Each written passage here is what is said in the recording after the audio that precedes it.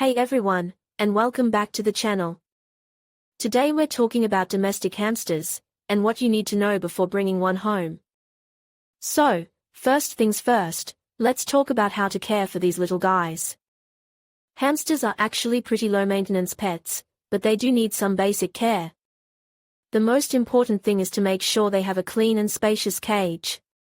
A good rule of thumb is to get the biggest cage you can reasonably fit in your home. You'll also need to provide them with bedding, a food bowl, a water bottle, and some toys.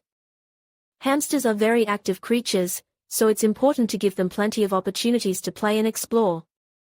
You can do this by providing them with a wheel, a tunnel, or even just some cardboard boxes to chew on. Now, let's talk about feeding your hamster. Hamsters are omnivores, which means they eat both plants and animals. You can find a variety of hamster food mixes at your local pet store, but it's important to choose one that is specifically formulated for hamsters. You can also supplement their diet with fresh fruits and vegetables, but be sure to avoid anything that is toxic to hamsters, like onions, garlic, and avocados. And remember, you should always provide your hamster with fresh water. Next up, let's talk about hamster housing. As I mentioned before, you'll need to get a cage for your hamster. The cage should be made of a material that is easy to clean, like plastic or metal. You'll also want to make sure that the cage has a solid bottom, as hamsters can chew through wire mesh. The cage should be large enough for your hamster to move around freely and have a place to sleep, eat, and play.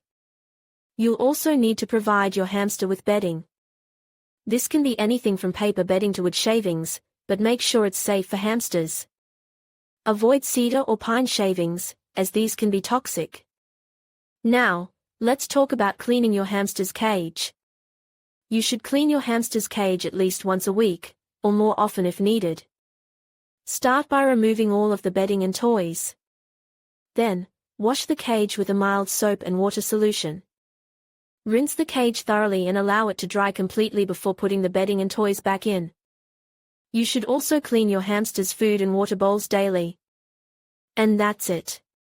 Those are the basics of caring for a domestic hamster. Remember, hamsters are a lot of fun, but they do require some care and attention. If you're willing to put in the time and effort, a hamster can make a great pet. Thanks for watching. Hey everyone, and welcome back to the channel. Today we're talking about domestic hamsters, and what you need to know before bringing one home. So, you're thinking about getting a hamster? That's awesome. They're adorable little creatures, and they can be a lot of fun to have around. But before you go out and buy one, there are a few things you need to know. First, let's talk about training. Now, hamsters aren't like dogs or cats. They're not going to be able to learn tricks or sit on command. But you can still train them to do some basic things, like coming to their food dish when you call them. The key is to be patient and use positive reinforcement. That means rewarding your hamster with treats or praise when they do something good. Next, let's talk about hamster diseases. Like any other pet, hamsters can get sick. Some common hamster diseases include ringworm, mites, and respiratory infections.